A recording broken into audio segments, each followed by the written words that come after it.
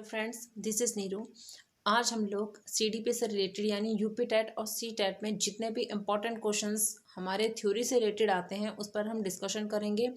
काफ़ी सारी फ्रेंड्स हैं मेरी जिनको प्रॉब्लम हो रही है कि हम एंड टाइम पर किस तरीके से अपने क्वेश्चंस को हम किस तरीके से सीडीपी पोर्शन प्रिपेयर करके जाएं, क्योंकि बहुत सारे क्वेश्चन जो हैं वो सीडीपी पोर्शन से आते हैं, हमें उसे क्लियर करना बहुत कंपलसरी है। ठीक है ना। तो आज जो ये वीडियो है ये हमारी जैसे जैसे थ्योरीज होंगी उससे रिलेटेड होंगी। तो फर्स्ट ऑफ ऑल हम लोग बात करेंगे अपने जीन पियाजे की थ्योरी की।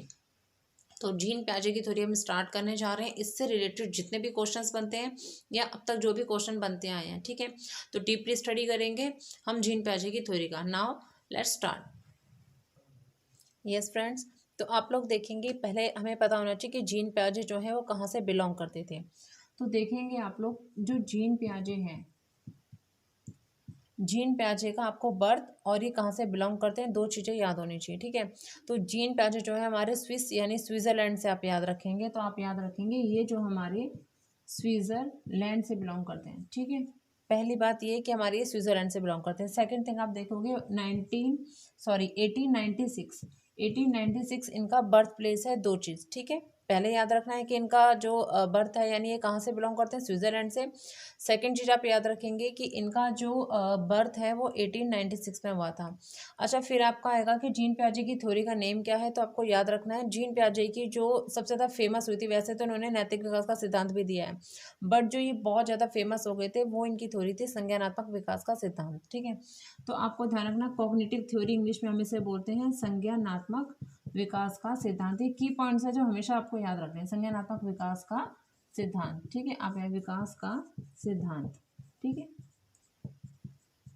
ये आपको याद रखना है। पेपर में आता है कि किसने संज्ञानात्मक विकास का सिद्धांत दिया है, तो आप हमेशा टिक लगाएंगे हमारे जीन पियाजे को। ठीक है, नेक्स्ट आएगा कि जो जीन पियाजे हैं इन्होंने कितने फॉर्म्स, मैंने कितने टाइप बताए हैं संज्ञानात्मक विकास के सिद्धांत के। तो आपको ये भी चीज़ ध्यान में रखनी है कि संज्ञानात्मक विकास के जीन पियाजे ने 4 सिद्धांत बताए। ठीक है, कितने सिद्धांत बताए हैं, 4। तो अभी आप इसको रिवाइज करें, फिर इसके अपने 4 सिद्धांत पर डिस्कशन करते हैं। देखिए, फर्स्ट ऑफ ऑल याद रखेंगे जीन पियाजे कहाँ से बिलोंग करते हैं, स्विट्जरलैंड से। इनका टाइम पीरियड कितना, क्या बर्थ जो है वो किसका है, 1896 का है। फिर देखेंगे इन्होंने कौन सा सिद्धांत दिया है, संज्ञानात्मक विकास का सिद्धांत दिया है। उसके बाद करेंगे कि इन्होंने संज्ञानात्मक विकास के कितने सिद्धांत बताए हैं। तो आप याद रखेंगे इन्होंने संज्ञानात्मक विकास के 4 पार्ट बताए हैं, 4 चरण कह सकते हैं। क्वेश्चन में आता है कि ऐसा कौन सा वैज्ञानिक है जिसने संज्ञानात्मक विकास के, या विकास के आप कह सकते हैं, ये नॉर्मल विकास भी आता है क्योंकि इन्होंने विकास के सिद्धांत बताए हैं ना सबने। तो विकास के कितने सिद्धांत बताए हैं, तो आप याद रखेंगे इन्होंने विकास के 4 सिद्धांत जो बताने वाले वैज्ञानिक हैं वो हमारे हैं जीन पियाजे। क्लियर है, ठीक है।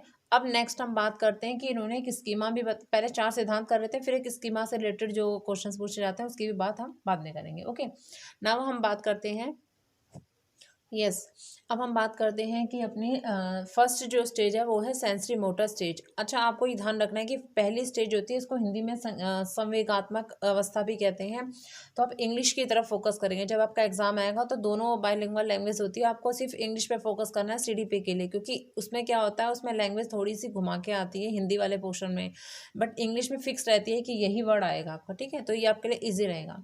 तो जो ये सेंसरी मोटर स्टेज है इसमें आपको ध्यान रखना है कि क्या क्या चीज़ें आती हैं वो हमें याद रखनी है, क्योंकि वो एक टाइप लिखेगा उसमें से आपको रिकॉग्नाइज करना है कि ये चारों में से किस चरण में आता है। ठीक है, तो आपको ये जो सेंसरी मोटर स्टेज है इसमें ये सेंसरी से याद रखना है। सेंसेस आर टीचर्स, लाइक जो हमारी सेंसेज है, जिस तरीके से बच्चा जो होता है कुछ अनैच्छिक क्रिया करता है, जैसे उसका छींकना हो गया, खांसना हो गया, ये सारी चीज़ें। ठीक है, हाँ जी, तो इसमें बच्चे का जो है छींकना हो गया, खांसना हो गया, बहुत सारी चीज़ें हैं, बच्चे का पलक झपकाना हो गया, यानी जिस पे हम बच्चों के ना रिकॉग्नाइज, बच्चे खुद को जो चीज़ें वो कर सकते हैं, ठीक है, और अपने उसी चीज़ों के थ्रू अपनी बातों को बता सकते हैं। जैसे आप ले लीजिए, अगर आप टाइम पीरियड देखते हुए चलेंगे तो हमेशा आपके लिए ना रिकॉग्नाइज करने में ईजी रहेगा।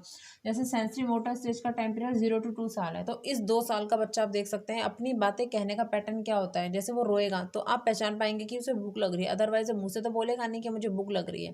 ठीक है, तो ये चीज़ें आप लोग खुद ही पहचान पाएंगे। अगर आपको 0 से 2 ईयर्स का रिकॉग्नाइज है अच्छे से कि टाइम पीरियड 0 से 2 साल है, तो आप इजीली इसको समझ पाएंगे। ठीक है ना।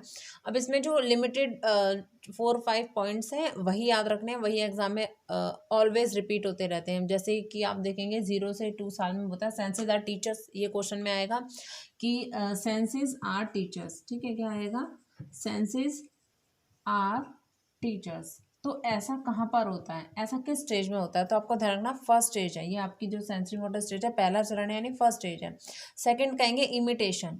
तो इमिटेशन क्या होता है, इमिटेशन होता है बच्चा आपकी क्या करता है, एक तरह से मिमिक्री करता है, ठीक है ना, तो ये इमिटेशन मेथड है आपका आएगा सेकंड में आएगा इमिटेशन, यानी बच्चा आपकी क्या करता है, मिमिक्री करता है, आपको देख देख के नकल करके हर वर्क करता है, तो ये जो पार्ट आएगा इमिटेशन वो भी आपका इसी में आएगा। थर्ड आप बात करेंगे अनैच्छिक क्रिया, मैंने आपको बता दिया था, बच्चा कभी भी उसका छींकना हो गया या पलक झपकाना हो गया वो उसके थ्रू अपनी बातों को कहता है। फोर्थ आप कहेंगे गोल जो आएगा ना, गोल डायरेक्टेड बिहेवियर, ये भी बहुत बार आता है एग्जाम में कि गोल डायरेक्टेड बिहेवियर किस उसमें आता है, स्टेज में आता है, तो आपको ध्यान रखना गोल डायरेक्टेड बिहेवियर जो है हमारा किस में आता है, गोल डायरेक्टेड बिहेवियर हमारा आता है in which part, that is our sensory motor stage। Last आप बात करेंगे ऑब्जेक्ट परमानेंस। ऑब्जेक्ट परमानेंस को कैसे समझेंगे, जो ऑब्जेक्ट ओपी लिख दिया मैंने, ऑब्जेक्ट परमानेंस, इट मीन्स ये 4 ही है, यही पार्ट आपको याद रखने हैं बस। सेंसेस आर टीचर्स, इमिटेशन यानी नकल करना, थर्ड पोर्शन गोल डायरेक्टेड यानी आप जो है अपनी एक बच्चे का सिद्धांत हो जाता है कि उसको एक कलर पसंद आ गया तो उसको बार बार ना वही अब उसको पास पहुंचना है, आप कितना ही मना करो लेकिन बच्चा उस काम को जरूर करेगा। तो आपको ध्यान रखना 0 से 2 साल का बच्चा जो बिल्कुल नहीं समझता कि मेरे लिए क्या सही है क्या गलत है, अगर कोई रॉड भी लगी हुई है तो अचानक से उसको दिख गया कि मुझे ये अच्छा लग रहा है, अब उसे राइट रॉन्ग तो नहीं पता है अपना, वो सडन जाके उसको कैच करेगा क्योंकि उसको ये चीज़ पसंद आ गई, उसके दिमाग में फिट हो गया, तो ये से कहते हैं गोल डायरेक्टिव, जो उसने सोच लिया वो उसे करना है, ठीक है। Next object permanence, it means अगर बच्चे ने एक चीज़ को देख ली तो उसके दिमाग में वो चीज़ स्थायी हो जाती है। छोटे बच्चे के माइंड में थोड़े टाइम के लिए वो भूल जरूर जाएगा, आप उसके सामने से एकदम हटा दो, लेकिन कहीं ना कहीं उसके माइंड में कुछ चीज़ें स्थायी रहती हैं, उसे कहते हैं ऑब्जेक्ट परमानेंस होना। ऐसा सिर्फ इस सेंसरी मोटर स्टेज यानी जो संवेगात्मक विकास की अवस्था है पहली वाली उसी में होता है, ठीक है ना। अब हम आते हैं सेकंड की तरफ। सेकंड की आप बात करेंगे वो होता है हमारा प्री ऑपरेशनल स्टेज, ठीक है। कौन सा होता है, प्री ऑपरेशनल, ठीक है, स्टेज। अब हम बात करते हैं प्री ऑपरेशनल स्टेज की। ये वाली स्टेज जो होती है इसमें 2-3 वर्क्स होते हैं जो बच्चा एकदम से करता है। आप इसमें देखेंगे ईगो सेंट्रिसिज्म यानी ईगो की भावना होती है बच्चे में, उसको लगता है मैं ही सब कुछ कर सकता हूँ। जैसे आपके घर में कोई भी जो 2 ईयर से अबव होगा तो ध्यान रखना 2 से लेके 4 ईयर तक या मतलब 6 ईयर तक का टाइम पीरियड है इसका, तो 2 से लेके 6 ईयर तक का जो बच्चा होता है वो इस जो है प्री ऑपरेशनल स्टेज इसमें आता है, ठीक है। प्री ऑपरेशनल स्टेज में ईगो सेंट्रिसिज्म की बात करेंगे, एनिम्स की बात करेंगे, देखेंगे आप लोग जो ईगो सेटिस्फिक्स आपको समझ में आया। नेक्स्ट है आपका एनिमिज्म। जो एनिमिज्म है इसमें आप देखेंगे कि किस चीज़ की बात होती है। देखो एनिमिज्म का मतलब होता है कि बच्चा जो होता है ना, अगर मान लो आप उस बच्चे को कहीं चोट लग गई और आपने उसको बोला कि अच्छा आपको मेज ने चोट लगाई है तो आप मेज को बीट करोगे ना तो बच्चा शांत हो जाएगा। इट मीन्स उस बच्चे में इतनी समझ नहीं होती, उसको लगता है कि उसको अपनी सांत्वनाएं कम करनी होती है, उसको ना एकदम लगता है कि सारे निर्जीव को भी सजीव समझता है, बस ये समझ लीजिए। एनिमिज्म का मतलब होता है निर्जीव को सजीव समझना। इट मीन्स अगर आप उसको कहीं प्रॉब्लम है और आपने उसको उसके साथ वाली चीज़ जो निर्जीव है आपने उसको मार दिया तो वो एकदम से हैप्पी हो जाएगा, ठीक है ना। ये होता है एनिमिज्म। इरिवर्सिबिलिटी का मतलब होता है कि बच्चा रिवर्स नहीं कर पाता है, ठीक है। रिवर्स का मतलब होता है जैसे 1 2 3 वो काउंटिंग तो कर लेगा बट आप रिवर्स कराएंगे तो उसको वो नहीं कर पाएगा। नेक्स्ट आपका आता है टॉय एज। ये बच्चे की खेलने की अवस्था होती है। बहुत बार क्वेश्चन आता है कि टॉय एज जो है वो किस आपके स्टेज में आता है, तो आपको ध्यान रखना है टॉय एज जो होती है हमारी जो सेकंड स्टेज होती है, ठीक है, ये इसमें आता है। तो प्री ऑपरेशनल स्टेज को याद रखेंगे, ठीक है। अब तक आप लोगों ने जो कवर किया था इसको मैं एकदम लास्ट में एक बार रिवाइज कर लेंगे, ठीक है। तो आपको याद रखना है फर्स्ट आपकी ईगोसेंट्रिज्म यानी ईगो की भावना, ये 2 से 6 साल के बच्चों में होती है। नेक्स्ट आपकी एनिमिज्म है। Third it is your irreversibility and 4 it is your toy age. ये 4 आपको याद रखने हैं, ठीक है। इसके अलावा एक भी एक्स्ट्रा नहीं आएगा इसमें, ये आपको याद रखना है। नेक्स्ट आप बात करेंगे कॉन्क्रीट स्टेज, ठीक है। थर्ड स्टेज हमारी रहेगी वो कॉन्क्रीट स्टेज रहेगी हमारी। देखो ये जो पॉइंट्स मैंने राइट डाउन किए हैं ये हमारे थर्ड स्टेज के हैं जिसे हम कहते हैं कॉन्क्रीट ऑपरेशनल स्टेज, ठीक है। इसमें आपको ध्यान रखना है जो ऑलवेज ही पूछा जाता है वो ये होता है या तो ये वाला पोर्शन हो गया या लास्ट वाला जो फॉर्मल आएगा।